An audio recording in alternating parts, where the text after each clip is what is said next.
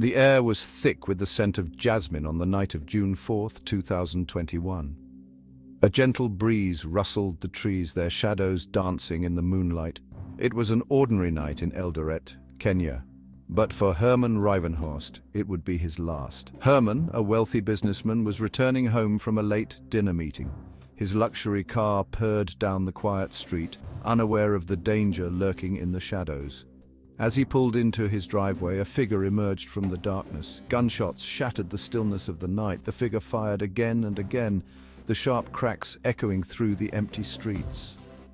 Herman, caught completely off guard, slumped over the steering wheel. The assailant, his face hidden in the darkness, approached the car. He reached through the shattered window, his movements cold and calculated, and retrieved something from Herman's lifeless hand. Then, as quickly as he had appeared, he vanished into the night, leaving behind a scene of unimaginable horror.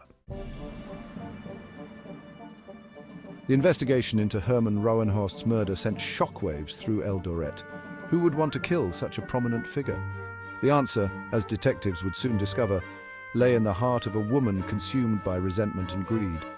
Riziki Cherono, Herman's young wife, was a woman who had always craved a life of luxury. She had grown up in poverty, her family struggling to make ends meet. Herman, with his wealth and status, had seemed like a ticket to a better life. Their marriage, however, had been far from a fairy tale. Herman, twice Riziki's age, was controlling and possessive. He belittled her dreams and kept her on a tight leash. Riziki's resentment grew with each passing day, festering into a venomous hatred.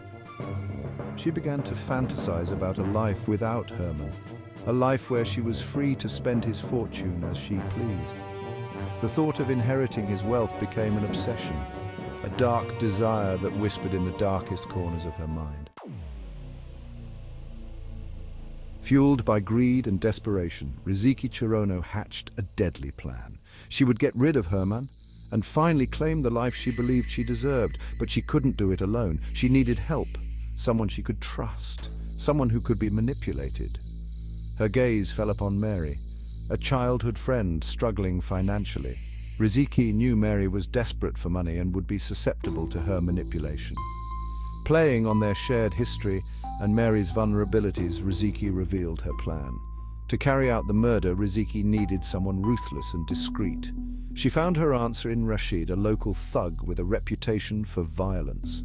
Rashid, enticed by the promise of a hefty sum, agreed to do her bidding. With her accomplices in place, Riziki's plan began to take shape. A cold determination settled over her. She was ready to sacrifice everything for her freedom and wealth. The plan was meticulously crafted, each detail designed to create the illusion of a random robbery gone wrong. Riziki, using her knowledge of Herman's schedule, instructed Mary to inform Rashid about his movements. On the fateful night of June 4th, Rashid lay in wait near Herman's home, his heart pounding with a mixture of fear and anticipation.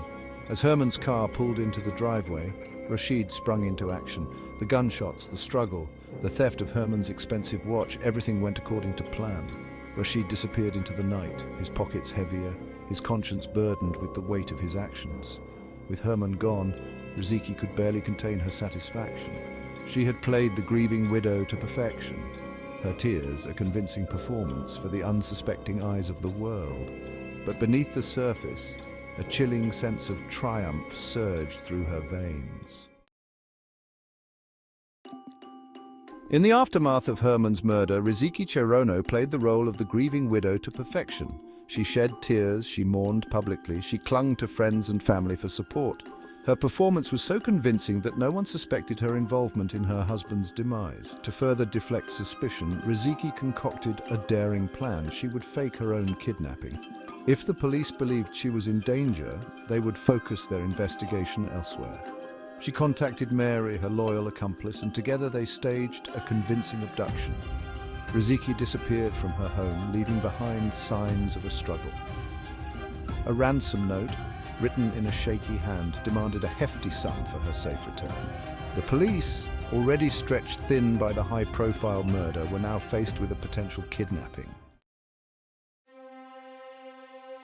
Despite the carefully constructed facade, Cracks began to appear in Riziki's story. The police, led by the astute Detective Inspector Kimani, noticed inconsistencies in her accounts of the night Herman was killed.